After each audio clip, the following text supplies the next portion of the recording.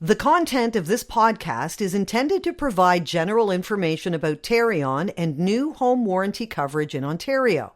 The content is accurate as of the date of the recording, but may later be affected by changes in legislation or policy. The content should not be used as legal advice. You are encouraged to consult with your lawyer if you are seeking legal advice related to buying a new home or about the warranty program. Please visit Tarion.com for the most current information about your new home warranty. This is SSN Story Studio Network.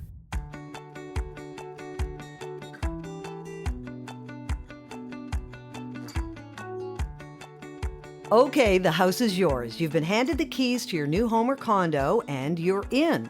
Except once you're in, you notice things you didn't see before. Creaking floors, cracks in the foundation, a window that leaks when it rains. What's covered under your warranty and what is not? Who do you contact first about this? And when is it too late to submit claims? Where do you begin? Welcome to Unpacked, a Tarion podcast about the new home journey in Ontario. By law, all new homes built in Ontario are provided with a warranty by the builder. Tarion's role is to ensure that buyers and owners of new homes receive the coverage they're entitled to under the builder's warranty. I'm Barb DiGiulio, and in this episode, we'll be talking about common issues that home buyers encounter once they move into their new homes and how these issues are addressed. Joining me today are Kiwana Scott, Manager, Customer Service for Tarion, and Josh Huson, Supervisor, Early Intervention. Welcome to you both. Thanks for having me, Barb. Thanks, Barb. So it's an exciting time when people get possession of their new home and they get in and then it's got to be really frustrating when they start to notice little things. Maybe it never happens. Maybe it's quite a common thing. But let me ask you, and Kiwana, I'll start with you. What are some of the most common things that new homeowners have to deal with once they move in? Oh, Barb, some of the most common things is trying to identify the defects while still unpacking all of the boxes in the house. You know, you're just getting in, you've got a lot of things happening at the same time, there's a lot of paperwork, a lot to understand, and just really identifying what areas are either unfinished or incomplete, and things that you're looking to have the builder address are probably some of the most, the most common things. I'd say drywall, paint touch-ups. A lot of times it's the kitchen cabinetry, especially where, maybe doorknobs are missing, or sometimes it's even appliances. And because homeowners are so overwhelmed, it's just trying to get comfortable and make the home a home. Sometimes that does become or get to the point of where they're not quite sure where to go, how to start, and get those items addressed. Yeah, I mean, everybody who purchases a new home does what's called a pre-delivery inspection, a PDI. So you figure, well, that's the part where you're going through the home and you're with the builder and figuring out if you notice anything that's missing or a wrong appliance or something like that. But what if you do all of that and then you get into the home and realize there are things that you missed? Is that a common thing, Josh? It is a common thing, Barb. I think that what happens oftentimes is people do a PDI, weeks prior to actually getting possession. So sometimes something is listed on a PDI and the builder is in there from the PDI time to time of possession, and there's more work being done. So not only do they miss things, but sometimes things could have been modified or damaged or changed since they were at PDI. So once they get possession, it's very important to do another PDI essentially and to review the things that you've already looked at, see what's been completed, see if anything's changed. At that point, you have possession, so care and control is yours. So it's important that you really take a hard look at that point. So can you explain that? What do you mean that once you have possession, care and control is yours? What does that mean to a homeowner? It means that once you have possession of the home, anything that changes or is, typically damaged is the important thing here. Anything that it was damaged prior to possession, is on the responsibility of the builder. Post possession, it makes it very difficult for anyone to determine who caused that damage. Right. So that makes a lot of sense. And Kiwana, I can imagine that can become a sticking point in terms of proving, no, this was the way it was when we walked in versus, well, no, this might have been caused by the homeowner. So what should homeowners do? If they get into their home, the PDI has been done, they're noticing stuff. Before they even figure out who to contact or maybe in the process of doing that, should they be documenting, photographing? What should they be doing? Absolutely. They should be documenting the item, doing their best to identify that that item, was damaged prior to moving any items into the home, and definitely contacting the builder immediately. It's really important that homeowners understand that it is the builders that's supplying the warranty. So it's important to notify the builder as soon as possible by whatever method the builders provided them, whether it's by email or by phone. However, they decide to do that, they should notify the builder immediately, especially related to those damaged items, and especially in the moments where they haven't moved any items in. That would really allow, the opportunity to prove that those damages didn't occur, based on, someone moving in. So reach out to the builder first before you contact Tarion. Is that the way it's supposed to go, Josh? It is, yeah. The warranty itself is the builder's warranty. Oftentimes, if you report something immediately to the builder, they take action on it, and which would limit Tarion's involvement, which is ultimately our goal, is to have the builder resolve items prior to us getting involved. So are there situations where people reach out to the builder resolves it, Tarion doesn't even need to step in to help out? I'll ask That you that, Josh. Yeah. Oh, sorry, that happens quite often. Oh, okay. And so how long does a homeowner have to make a claim, Kiwana, if they notice things and I don't know, could it be something that you're in the house for a couple of months and there's something in the basement that you don't notice or just, I mean, as you say, it's an overwhelming process moving in, putting your stuff everywhere, trying to make the house a home, and then you notice something a couple of months down the road. How long is too long? Yeah. So during the first year, a homeowner has two opportunities to submit a warranty claim. The first opportunity is during the first 30 days after the warranty start date. And the second opportunity is during the last 30 days of the first year anniversary. Although there are very stipulated timelines, that first 30 days and that last 30 days of the first year anniversary. In between that process, if items arise, they can always reach out to their builder right away. If there's something that's somewhat of an emergency situation, they do not have to wait for a specific warranty form to submit it on. They could actually contact the builder right away as well. And if for whatever reason the builder is not responding or they're unable to contact the builder, they should absolutely reach out to Tarion immediately. And Josh, if I'm to understand it correctly, you're in early intervention. Is that where people are having issues dealing with the builder directly? Is that when they come to you? Yes, that's exactly when they come to us. It goes both ways. So there's instances where the builders will reach out to us. Maybe they're having trouble communicating with the homeowner and vice versa.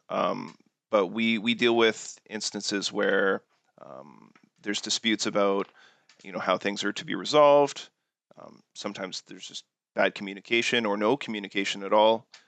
And we work to resolve and to reconnect and facilitate these conversations to get these items resolved. Kiwana, let's talk about how a homeowner makes a claim. And when I say makes a claim, is that assuming they've dealt with the builder and things haven't gone well? Or is it just considered making a claim in general if there's something wrong inside the home and you want to get it addressed? Is the making a claim with you, with the builder? How does that work? Making a claim with Tarion is basically saying one or two things. Either you've reported it to the builder and they haven't responded, or you just want to do the best thing and protect your own warranty rights just in case the builder doesn't resolve the items that you've reported to them. You want to have that extra step in that avenue to be able to pursue the builder and request for assistance outside of them. So the easiest way for a homeowner to make a claim is to register on Tarion's portal called My Home. My Home is really convenient.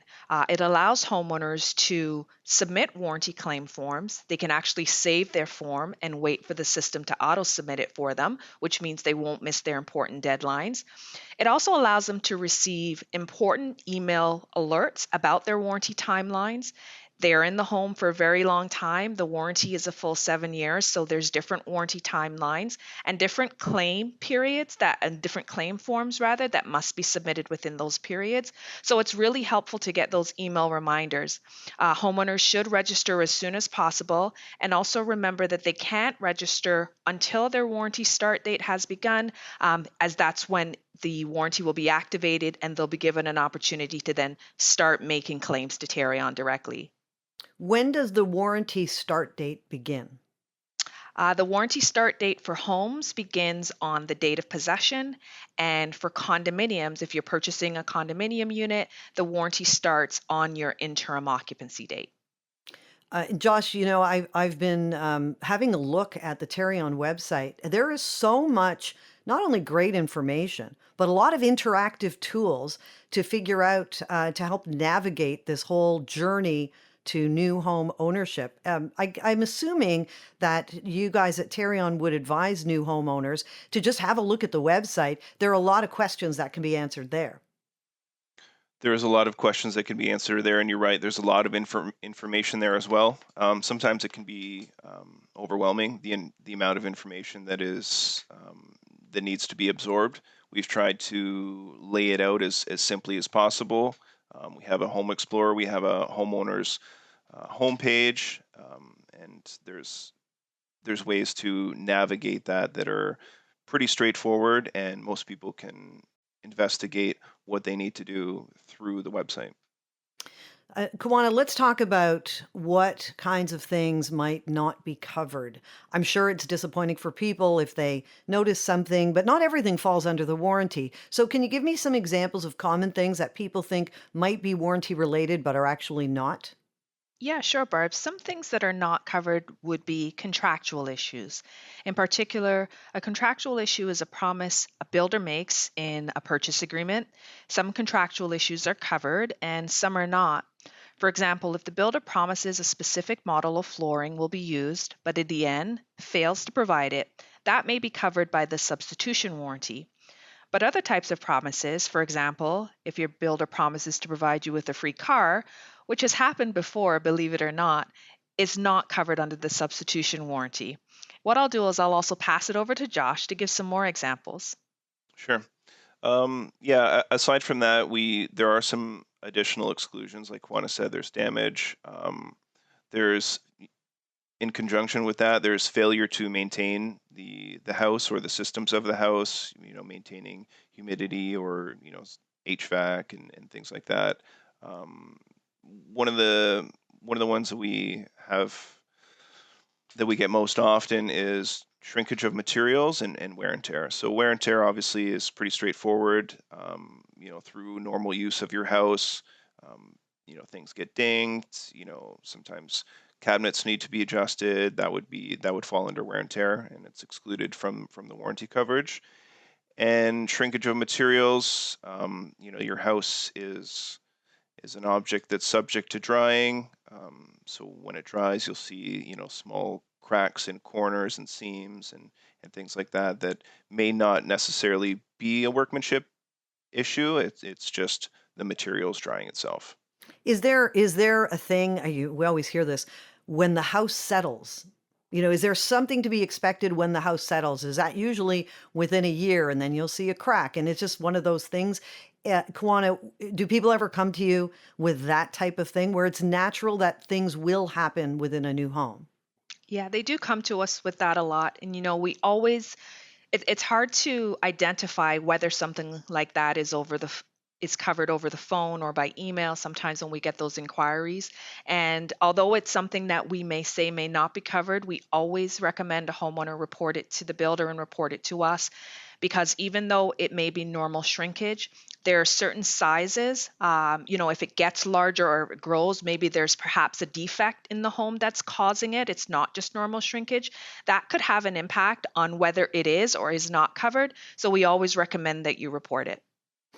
You talked about, Josh, did you have something to add there? Yeah, I was just going to say also too, many builders take this into account and have what we would call maybe a courtesy service at the year end that they oftentimes take care of shrinkage cracks and settlement cracks. So um, it's always important to follow up with your builder to see if they have something like that in place. And usually it's contained in your agreement of purchase and sale as well. I mean, you guys can tell us because you deal with this all the time, but I'm assuming builders, for the most part, would, want their customers to be happy. And do you find that the builders are quite agreeable when it comes to helping solve any issues that come up? Let me start. Kiwana, you can take that one. Absolutely. For the most part, builders don't want homeowners to come to Tarion, right? It's sort of like, you're being told on. They want to fulfill their warranty obligations. They want to make sure that they have a happy homeowner who's just purchased a new home from them. And for the most part, many builders will ensure to complete or address the deficiencies that homeowners have reported. In those instances where, obviously, if there's a dispute between either the method of repair or perhaps the timeline in which the repair has come down to, sometimes those are the disputes that are in place. And that's sort of where we can step in and help offer some options available to ease that dispute. Well, you mentioned the timeline, and that's really interesting because I think people might wonder, well, how long does the builder have to come in and fix something that has gone wrong? I'm sure it depends on what the issue is, but is there a typical timeline for that? Yeah, the typical timeline is once the homeowner submits a warranty claim form, it triggers a 120-day builder initial repair period. This is the time that the builder normally will work with the homeowner to repair or otherwise resolve the items that have been submitted on the warranty form. Aside from that standard sort of claims process, as I mentioned earlier, we do have some exceptions where Tarion will step in immediately if that case arises. Some of those examples would include an emergency, if there's a situation in the home that needs to be, sort of addressed immediately. And there may be conditions where the builder is unwilling or unable to fulfill their warranty obligation. And in those specific instances, we will step in immediately and ensure that the homeowner has the warranty that they're entitled to. Yeah, Josh, let me ask you. I mean, what happens if the builder isn't responding to the homeowner, or maybe there's a dispute over a potential warranty claim? That's got to be very stressful, I'm sure, for everyone, including the homeowners. What happens in that case? If there's a dispute about whether something is covered under warranty or not, that's when we can generally recommend having a conciliation inspection. If the builder is not responsive, period, sometimes that's where we could get early intervention involved, and that may just mean that Tarion reaches out to the builder themselves. Sometimes we have additional contact information. Perhaps there was some turnover at the builder. Oftentimes we're able to get a hold of the builder and get them hopefully into a good space, and so they can action these items. What is a conciliation inspection? A conciliation inspection is where Tarion will go out and actually inspect the item that is in contention and make a determination whether or not that is covered under the statutory warranty. I found something on the Tarion website that actually got me excited. The Home Explorer, which is this whole interactive way to figure out what is covered by by showing you pictures. Is it a condo? Is it a home? And then is it interior or exterior?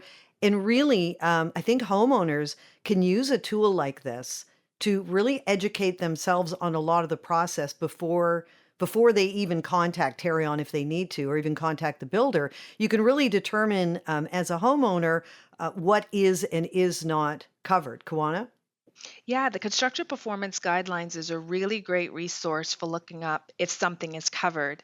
The guidelines doesn't include all issues, if not, it would be super extensive. You probably wouldn't get through the whole document, but it does list many of the most commonly reported conditions. The purpose of the guidelines is really to provide advance information, not just to homeowners, but to builders as well, as to how Tarion will decide on warranty disputes between both the homeowner and the builder, especially about defects in work and materials. The construction performance guidelines, as you said, Barb, it is available on the website, and it is available in that really easy intuitive Home Explorer. The And fun. Yeah, and it's really fun. The Home Explorer, it's like you describe it as a room by room simulation where you sort of just select your room, select your area, look up that item, and then you can actually look at the key performance condition. You can see how long that item is specifically covered for. In some of the areas, it even gives some suggestions on recommended repairs. So it's a really, really cool feature that homeowners and builders should use. I want to talk briefly as well about common elements. So this would come into play for condominiums. And it maybe, Josh, I'm not sure if you want to take this or give it to Kiwana, but to start with a discussion about how common elements factor into the builder's warranty. The common elements is sometimes hard to understand for homeowners. People think that they own a condo, they own every component of it. There's instances where even though it may be part of your unit itself, it still falls under common element. So where we see in a unit, there's established unit boundaries, and they have limitations, and anything that exists outside of those boundaries are part of the common element and for the condo corporation to report. So even a balcony that is exclusively yours is part of the common element. The windows that serve the outside, exclusively common element. So it's not that they're not covered, it's that it has to be reported on what we call a performance audit, which is a questionnaire sent around by your condo corporation. It needs to be reported on there, and then that claim can be submitted to Tarion under the common element warranty. So, Kiwana, why is that important for condo owners to know? Is there any point where the condo corporation or the board at the condo deals with something instead of the homeowner? It's important to know because a lot of times, to Josh's points, homeowners don't, or unit owners, condo buyers, don't realize that that portion of the warranty, that responsibility lies with the condo corporation. So while you may be directly affected by it, because again, it's your balcony, perhaps, you like hanging out in the lobby and you don't like defects that are in the lobby, and you want to get those items addressed, it's important to know that it's their responsibility to report it to Tarion, as well as their responsibility to report it to the builder to ensure it's addressed. Unit owners still do have a responsibility, and their responsibility still remains reporting it to the appropriate party. What I want to do is ask both of you about the process of making claims and reporting issues. And let me start with Josh. What is it that you would like people to know most in terms of maybe stuff they really don't understand about how the process works and how it could make things easier for them? I think one of the most important things is to understand is that we are here to help. We're here to provide information. We're here to facilitate open communication and help the builders and homeowners work together to get these items resolved. And Kawana? Yeah, and I'll follow up with that and basically saying the same thing. Working with Tarion doesn't mean ignoring your builder, and working with your builder doesn't mean not including Tarion. There's an avenue in which you can work with us both. As I said earlier, you can report your items to the builder, report them to us just in case the builder doesn't fulfill their warranty obligations, just to protect your warranty rights. But there's nothing that says you have to work with one or the other. You can work with both. And just remember that you have a responsibility to report the defects to both parties and that the warranty does have standard stipulated timelines that must be followed. What is something, Josh, that most people don't understand about the process? Is that fair to ask? Because I think that people know that there is a warranty, they know that Tarion exists, but I think sometimes there's confusion about who does what. I think the probably the biggest misconception is that Tarion is the warranty provider itself, as opposed to the builder is the provider. So a lot of times people think, well, I'm not in agreement with my builder. I'm just going to have Tarion resolve it without actively working with the builder. And they just, what we see at early intervention a lot is, just cut ties and just say, nope, I'm not dealing with the builder anymore, despite there actually not being any sort of issues. So. And Kiwana, I mean, I would assume it's about keeping all of the avenues open, and keeping the builder included, because they have to be included. They are the ones that hold the warranty. And also that the warranty is not insurance. That's right. I think one of the biggest misconceptions for me is that homeowners think that they should just be able to report the items whenever they want to, right? There shouldn't be any timelines, any type of forms. It's sort of, when I'm finished working with the builder and I don't want to see them anymore, I'll contact you. And it's a lot different than that. It's got a start date. We talked about the warranty start date and that being from your date of possession or your interim occupancy date. And that within that first year, you've got that first 30 days and that last 30 days. So just remembering that you have to follow the warranty timelines just to protect yourself in case the builder is not able to fulfill their warranty obligations. Well, this has been really interesting and informative. Kiwana Scott, Josh Huson, thank you so much for this. Thank you, Barb. Thanks, Barb. For more information on how Tarion can help you navigate and receive the coverage you are entitled to, go to tarion.com/learning hub. You've been listening to Unpacked, a Tarion podcast about the new home journey in Ontario. This is SSN. Story Studio Network.